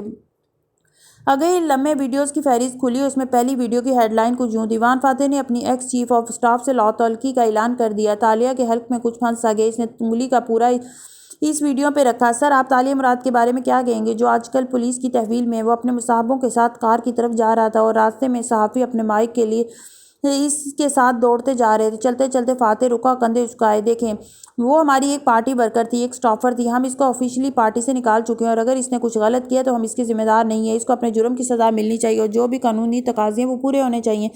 سر آپ کو کیا لگتا ہے تالیہ مراد واقعی ایک چور ہے؟ ایک کون وومن ڈرائیور دروازہ کھولے کھڑا تھا، سوٹ میں ملبوس اس وجیح صورت سیاستدان نے کندھے اچکائے گئے کیمرے میں دیکھ کے بولا، میں نہیں جانتا، وہ ایک اچھی ورکر تھی، ہمارے لیے اس نے کام کیا ہے، مگر اس کا یہ مطلب نہیں کہ اگر اس نے کوئی جرم کیا ہے تو ہم اس کو سپورٹ کریں۔ ہمارا اس سے تعلق چند ماہ پہلے سے ختم ہو چکا ہے اور ہم اس کے کسی فعل کے لیے ذمہ دار نہیں ہیں۔ آگے پولیس جانے تفتیشی ادارے۔ Excuse me. بڑے آرام سے وہ کہہ کے کار میں بیٹھ گیا۔ ویڈیو ختم ہو گئی۔ تالیہ دولت صاحب نے الفاظ ڈھونڈنے چاہے۔ اس بات کا ایک پس منظر ہے، اس کو ساتھ والوں نے مجبور کیا تھا کہ، مگر تالیہ نے زور سے موبائل پرے دے مارا، یہ ویڈیو جعلی ہے، یہ حنان نے خود بنائی ہے تاکہ مجھے فاتح سے بدگمان کرے۔ وہ گردن اٹھا کے ضبط سے کہنے لگی، الفاظ پھنس پھنس کے حلق سے نکل رہے تھے۔ ریئلی؟ حنان نے تعجب سے اسے دیکھا اور اپنا موبائل اٹھایا جو زمین پہ گر گیا تھا۔ شکر ہے ٹوٹا نہیں، یعنی کہ تم اب بھی یقین نہیں کرو گی کہ واو۔ وہ کرسی دھکیل کے اٹھا اور موبائل کی اسکرین سے گرد صاف کرتا کمرے سے باہر نکل گیا۔ دروازہ بند ہو گیا تو اس نے گردن موڑ کے دولت کو دیکھا جو پریشان نظر آ رہا تھا۔ یہ ویڈیو جعلی ہے نا؟ ابرو اٹھا کے ضبط سے پوچھا۔ دیکھو اس میں جو کچھ بھی کہا گیا وہ اس نے دل سے نہیں کہا، تم نہیں جانتی تمہارے پیچھے اسے کتنا مجبور کیا گیا۔ تالیہ کے لبوں پر زخمی مسکراہٹ بکھر گئی، یعنی اصلی ہے؟ دولت بے چارگی سے اسے دیکھنے لگا۔ اگر یہ ویڈیو اصلی ہے اور آپ کا دوست مجھے واقعی ڈس آن کر چکا ہے تو آپ یہاں کیوں آتے ہیں؟ یا شاید وہ چونکی وہ آپ سے رابطے میں اس لیے ہے تاکہ آپ مجھے ان کے خلاف کچھ بولنے نہ دیں۔ اس نے سمجھ کے سر ہلایا۔ ان سے جا کے کہیے گا کہ میں ان کو ان کے وعدے بھول چکے ہیں، تب بھی مجھے اپنا وعدہ یاد ہے، میں ان کے خلاف نہیں بولوں گی چاہے وہ میرے بارے میں پبلک میں جو بھی کہیں۔ وہ کہہ کے کھڑی ہوگی، آپ کو بھی آئندہ یہاں آنے کی ضرورت نہیں ہے، میں اپنا کیس ہر عدالت میں خود لڑ سکتی ہوں۔ تالیہ تھوڑی دیر بیٹھ کے میری بات سنو، میں ایڈم کے بارے میں بات کرنے آیا تھا، مجھے کسی سے نہیں ملنا، نہ ایڈم سے نہ فاتح سے، پلیز مجھے اکیلا چھوڑ دے، میری طبیعت ٹھیک نہیں ہے۔ اس کا سر گول گول گھوم رہا تھا، بخار کی حدت بڑھتی جا رہی تھی، اسے واپس اپنے سیل میں جانا تھا، اسے تنہا بیٹھ کے خوب سارا رونا تھا۔ 5ویں رات۔ رات سیاہ ہو چکی تھی اور باہر سے آتی آوازیں اب دم توڑ گئی تھیں۔ وہ کروٹ کے بل لیٹی سلاخوں والے دروازے کو دیکھتی جا رہی تھی۔ بخار کا زور ٹوٹ گیا تھا اور اس کا جسم ٹھنڈے پسینے میں بھیگا ہوا تھا۔ اب درجہ حرارت کم ہوا تو اس کے ذائقے کی حس بھی بیدار ہونے لگی۔ پہلے حلق میں بخار کی دوا سے کڑواہٹ محسوس ہونے لگی اور پھر سے کسی اور شے کا ذائقہ یاد آیا، گراس ہوپر۔ اس کے سامنے اندھیر قید خانے میں ایک دم ہر طرف گھاس اگایا تھا۔ دیکھتے ہی دیکھتے وہاں گھنے درخت ارد گرد آ کھڑے ہوئے تھے۔ ان کے درمیان ایک لڑکی کھڑی تھی اور منہ بناتے ہوئے پتے کے اندر لپٹے گراس ہوپرز کو منہ میں رکھ رہی تھی۔ تالیہ اس لڑکی کو یکٹک دیکھ گئی۔ اس کے سنہری بال سوکھے کیچڑ سے اٹے تھے، چہرے پہ بھی سرخ مٹی لگی تھی اور کپڑے میلے تھے۔ کندھے پہ بیگ اٹھائے متلاشی نظروں سے ادھر ادھر دیکھ رہی تھی۔ میں کدھر پھنس گئی ہوں؟ وہ کرا کے بولی، کوئی مجھے بچانے کیوں نہیں آیا؟ کسی کو تو آنا چاہیے تھا، ہم سب اس میں آپ کی وجہ سے پھنسے۔ اچھے تالیہ، سامنے سے آواز آئی تو تالیہ نے چونک کے دیکھا۔ ایک نوجوان تھیلے میں پتے بھرتے ہوئے بگڑ کے کہہ رہا تھا، آپ کے لالچ نے ہم سب کو اس جنگل میں پھنسا دیا ہے، میں آپ سے ملنے تک نہیں آ سکتا کیونکہ میرے ماں باپ، میرا خاندان، میڈیا سب میرے خلاف ہو جائے گا۔ ایسے مت کہو ایڈم، دوسرے کونے سے وہ ہیلا سا بولا۔ کسی خواب کسی کیفیت میں بستر پہ لیٹی تالیہ نے نظریں موڑی۔ اس طرف وہ کھڑا تھا، سفید گدری شرٹ والا مرد، اور اپنی ازلی نرمی سے کہہ رہا تھا، تالیہ کا قصور نہیں ہے، وہ ٹھیک کہہ رہا ہے توانکو۔ وہ کیچڑ میں لت پت لڑکی ایک دم گھٹنوں کے بل زمین پہ گری اور منہ سے گراس ہوپرز باہر تھوک دیے۔ اس کے آنسو زاروں قطار بہنے لگے۔ میرے لالچ نے مجھے یہاں پھنسایا اور میری وجہ سے آپ دونوں بھی اسکینڈل میں پھنس گئے۔ تالیہ کے پاس ہمیشہ پلان ہوتا تھا مگر اب میرے پاس کوئی پلان نہیں ہے، میں کیا کروں توانکو، میں کیا کروں؟ سفید شرٹ والا مرد گھٹنوں پہ ہاتھ رکھ کے اس کے سامنے جھکا، نرمی سے بولا، میک اے وش۔ روتی ہوئی لڑکی نے سر اٹھا کے بھیگے چہرے کے ساتھ اسے دیکھا۔ مجھے یہاں سے نکلنا ہے، میں یہاں رہی تو مر جاؤں گی، آپ کیوں مجھے چھوڑ کے چلے گئے ہیں اور کوئی مجھے بچانے کیوں نہیں آ رہا؟ مجھے چاکلیٹ کا ذائقہ بھول گیا ہے، مجھے کوکو فروٹ کی خوشبو بھول گئی، میری حسیات مر گئی ہیں، مجھے وہی کوکو فروٹ چاہیے۔ نیچے بیٹھی لڑکی نے روتے ہوئے ہاتھ بڑھایا مگر اس کے سامنے جھکے مرد کے پاس کوئی پھل نہیں تھا۔ جو تمہیں آتا ہے وہ تمہاری جان ہمیشہ بچاتا رہے گا تالیہ، مجھے صرف خواب دیکھنا آتا ہے، مجھے اور کچھ نہیں آتا۔ چلائی بستر پہ کسی مریض کی طرح لیٹی لڑکی یک ٹک اس منظر نامے کو دیکھے جا رہی تھی۔ خواب تصور کا دوسرا نام ہے، وہ اس کے سامنے جھکے آہستہ آہستہ کہہ رہا تھا، اور تصور کرنے کے لیے چھٹی حص کا ہونا اور چھٹی حص کے لیے پہلے پانچوں حصوں کا ہونا ضروری ہے۔ تمہیں یہاں سے خود کو نکالنا ہے، مگر کیسے؟ آج سب مجھے چھوڑ گئے ہیں۔ جو تمہیں کرنا آتا ہے وہ تمہاری جان ہمیشہ بچاتا رہے گا۔ میں نے تمہیں کہا تھا کہ ان سیاستدانوں سے محبت اچھی نہیں ہوتی۔ ایک بھاری بھرکم عورت عقب سے آ کے غصے سے بولی تو زمین پہ بیٹھی لڑکی چونک کے اس کی طرف گھومی۔ کہا تھا میں نے تالیہ کہ ایک دن ہم دونوں کسی تھانے کے لاک اپ میں پڑے ہوں گے۔ جانتی ہو لاک اپ کتنا خوفناک ہوتا ہے؟ تمہیں مجھے ایکسپوز کرنے کی بجائے اپنی فکر کرنی چاہیے تھی۔ تالیہ جنگل کے کونے میں کھڑی اسرا بولی تو اس لڑکی نے چونک کے اسے دیکھا۔ وہ نیلی لمبی میکسی میں کھڑی زیورات پہنے ہمیشہ کی طرح دمک رہی تھی۔ فاتح کو تم یاد نہیں ہو، اس کی بیوی صرف میں ہوں۔ میں نے بھی تمہیں کہا تھا کہ تمہیں میرے پاس واپس آ جانا چاہیے۔ ایک اور آواز آئی۔ تالیہ نے نظروں کا رخ موڑا۔ ماتھے پہ سرخ پٹی باندھے لمبے بالوں والا راجہ مراد سلاخوں کے پار کھڑا دکھائی دے رہا تھا۔ تم میری دنیا سے تعلق رکھتی ہو۔ یہ غلام، یہ لوگ، یہ سب تمہارے دشمن ہیں۔ گھٹنوں کے بل زمین پہ بیٹھی گدلی میلی سی لڑکی کا سر گول گول گھوم رہا تھا۔ وہ گردن موڑ موڑ کے ان سب لوگوں کو اپنے ارد گرد بولتے سن رہی تھی۔ پھر اس نے کانوں پہ ہاتھ رکھ دیے۔ میں کیا کروں؟ آوازوں کا شور بہت زیادہ تھا۔ وہ آدمی اب بھی گھٹنوں پہ ہاتھ رکھے اس کے سامنے جھکا ہوا تھا۔ اس شور میں دھیرے سے بولا، محسوس کرو، دیکھو، سنو۔ کیا؟ اس آدمی نے نفی میں سر ہلایا اور زور دے کے بولا، وہ محسوس کرو جو محسوس نہیں ہوتا، وہ سونگھو جو موجود نہیں ہے، وہ سنو جو خاموش ہے، اور وہ دیکھو جو نظر نہیں آتا۔ بستر پہ لیٹی تالیہ نے آنکھیں بند کر لی تو سارے کردار فضا میں تحلیل ہو گئے۔ اب اس کے گرد صرف خاموشی تھی اور اندھیرا۔ 5واں دن۔ وہ قید خانے میں بستر پہ آلتی پالتی کیے بیٹھی تھی۔ سامنے ٹرے میں کھانا رکھا تھا۔ وہ بڑے بڑے لقمے تیزی سے کھاتی جا رہی تھی۔ ماتھے کی پٹی غائب تھی اور چہرے کا نیل اب ہلکا تھا۔ بال کنگھی کر کے اونچی پونی میں باندھ رکھے تھے اور وہ بہتر نظر آ رہی تھی۔ دفتن سلاخوں کے پار حنان آ کے کھڑا ہوا غور سے اسے کھاتے دیکھا۔ محترمہ، آپ نے انٹروگیشن کے لیے آنے سے انکار کیوں کر دیا؟ کیا آپ کو لگتا ہے کہ آپ کے پاس چوائس ہے؟ چاول ہاتھ سے منہ میں رکھتے ہوئے تالیہ نے نظریں اٹھا کے اسے دیکھا۔ تمہیں مجھ سے ڈرنا چاہیے حنان، تمہیں روز روز مجھ سے نہیں ملنا چاہیے۔ حنان مسکرا دیا۔ لگتا ہے آپ کو وان فاتح کے بیان کا غم لے ڈوبا ہے۔ اس نے کندھے اچکائے بازار بے نیازی سے بولی۔ مجھے فرق نہیں پڑتا حنان، تالیہ نے ہمیشہ خود کو ہر مشکل سے خود نکالا ہے۔ میں یہاں سے چلی جاؤں گی، تمہیں البتہ پلاسٹک سرجن کی ضرورت پڑے گی۔ ٹھیک ہے، آج کا دن تم آرام کر لو، کل سے ہم دوبارہ تفتیش شروع کریں گے، اور اگر کوئی بیان لکھنا ہو تو اس پہ لکھ دینا۔ اس نے نوٹ پیڈ اور قلم اندر پھینکا جو فرش پہ آ گرا۔ اگر دولت صاحب آئیں تو کہنا کہ وہ آج آئے نہیں ہیں، ان کا فون آیا تھا کہ وہ کل آئیں گے، مگر مجھے لگتا ہے دوست کا بھانڈا پھوٹنے کے بعد وہ شرمندگی سے یا شاید تمہیں اپنی شکل نہ دکھائیں۔ اور ایڈم، اس نے سنجیدگی سے پوچھا، وہ روز آتا ہے مگر میں نے اسے کہہ دیا کہ تم اس سے ملنا نہیں چاہتی۔ سوری، اس نے محظوظ انداز میں شانے اچکائے تو تالیہ نے چبھتی نظروں سے اسے دیکھا۔ مجھے تمہارے چہرے کے لیے ابھی بھی افسوس ہے، اور سر جھٹک کے واپس چاول کھانے لگ گئی۔ اسے کاغذ قلم مل گیا تھا، اسے فی الحال اور کچھ نہیں چاہیے تھا۔ ابھی سے نہ ایڈم سے ملنا تھا نہ فاتح سے۔ تالیہ کو یہاں سے کوئی نہیں نکال سکتا تھا سوائے تالیہ کے۔ وہ بستر پہ بیٹھی اور نوٹ پیڈ سے لکیریں لگانے لگی۔ اسے آنکھیں بند کر کے جب تھانے میں لایا گیا تھا تو کتنے قدم وہ کس سمت میں چلی تھی، آوازیں کتنی دور سے آتی تھیں، بارش کی تڑ کتنے فاصلے سے سنائی دیتی تھی، چھت کتنی اونچی تھی، کتنے گارڈز اب تک اس نے دیکھے تھے، بلائی پولیس ڈانگ وانگی کے بارے میں اب تک وہ کیا جانتی تھی۔ وہ گود میں پیڈ رکھے تیز قلم چلاتی جا رہی تھی۔ وہ اس جیل میں مزید نہیں رہے گی، اس نے سوچ لیا تھا۔ اسے اپنے تمام دوستوں اور محبتوں کو چھوڑ کے یہاں سے دور چلے جانا تھا۔ چھٹی رات گہری ہو چکی تھی۔ تالیہ کے سیل میں نیم اندھیرا تھا۔ ایک چھوٹا بلب جل رہا تھا اور وہ زمین پہ بیٹھی گود میں کاغذ رکھے ہوئے ان پہ مسلسل لکھے جا رہی تھی۔ ایسے بہت سے لکھے ہوئے کاغذ آس پاس فرش پہ پڑے تھے۔ وہ بار بار نفی میں سر ہلاتی، قلم ہونٹوں پہ رکھ کے سوچتی اور کاٹ کے کچھ اور لکھتی۔ اس کے بال کسی ہوئی پونی میں بندھے تھے اور چہرے کا نیل اب نہ ہونے کے برابر رہ گیا تھا۔ وہ بالکل فوکسڈ اور منہمک لگ رہی تھی۔ تم جیل میں ہو اور میں فاتح کے ساتھ ہوں۔ سلور چمکدار میکسی کو پہلوؤں سے اٹھاتے اونچے جوڑے والی اسرا کسی اندھیر کونے سے نکلی اور روشنی کی طرف آئی۔ وہ تمسکر سے نیچے بیٹھی تالیہ کو دیکھ رہی تھی۔ تم مجھے ایکسپوز نہیں کر سکتی اب تالیہ، میں البتہ اس کو اب کبھی تمہارا خیال نہیں آنے دوں گی۔ سر جھکائے لکھتی ہوئی تالیہ کے انداز میں کوئی تبدیلی نہ آئی۔ وہ مصروف سے انداز میں بولی، تم ان کو لے سکتی ہو اسرا، میں ان کو ان کی سیاسی غلامی سے نجات نہیں دلا سکتی۔ وہ مصلحت کے غلام تھے اور رہیں گے، مجھے اب ان کا انتظار نہیں ہے۔ اور میرا کیا تالیہ؟ دوسرے کونے سے قدم قدم چلتا ایڈم باہر نکلا، ڈیزائنر سوٹ پہنے، وہ ہلکی بڑی شیو والا نوجوان ناراض سا لگ رہا تھا۔ مجھ سے کیوں نہیں ملنا چاہتی آپ؟ تم نے مجھ سے ملنے کی کوشش نہیں کی، زبردستی ملنے بھی تو آ سکتے تھے نا۔ شاید یہ لوگ تمہیں روک رہے ہیں، شاید تمہارا عزم اتنا مضبوط نہیں۔ وہ سر جھکائے تیز قلم چلاتے ہوئے بولی، مگر مجھے تم سے کوئی گلہ نہیں، میں تم سب کو ہمیشہ مصیبت میں ڈالتی ہوں۔ آج سے میں اپنی مصیبتوں کی ذمہ دار بھی خود ہوں اور اپنی نجات دہندہ بھی خود ہوں گی۔ تمہیں میری کوئی نصیحت یاد نہیں رہی؟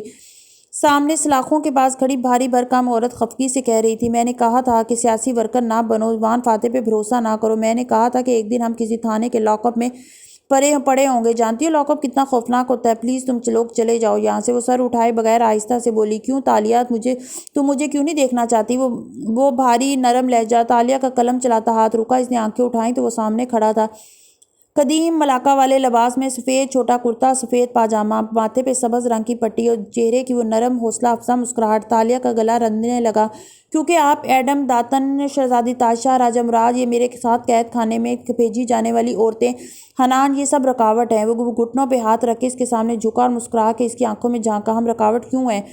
और इस लम्हे तालिया मुराद पे इंसाफ हुआ कि इसकी हिस्सियात क्यों मर गई थी और अभी तक मुकम्मल तौर पर वापस क्यों नहीं आई थी। क्योंकि इसकी आंखें भीगने लगी। आपकी मोहब्बत, असरा की नफरत, एडम और दातन की दोस्ती, मुराद राजा से खूनी रिश्ता, ये सब मेरी कमज़ोरियाँ हैं।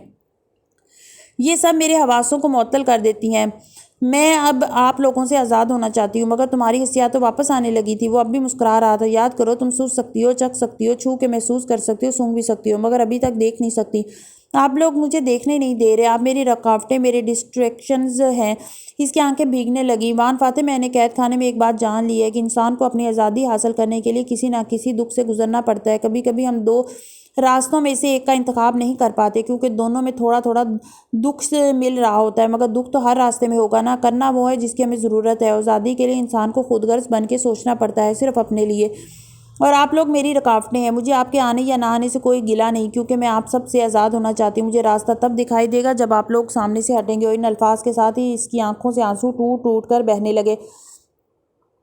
मंजरनामा धुंधला गया और जब धुंध छटी तो इसने देखा कि वो वहाँ अकेली बैठी थी। फर्श पे इसके गिर्द कागज़ बिखरे थे। आहनी सलाखें खामोशी से इसे देख रही थी। इसने गहरी सांस लेके वो कागज़ इकट्ठे किए और इनके टुकड़े करके सामने रखे पानी के जग में डालती गई। पानी तेज़ी से इन पे लिखी रोशनाई को घोलने लगा। तालिया बेरंग माया को गदला होते देखती रही। इसके जख्म अब मंदमिल हो रहे थे। इसका प्लान तैयार था, कल रात वो इस जेल से फरार हो जाएगी।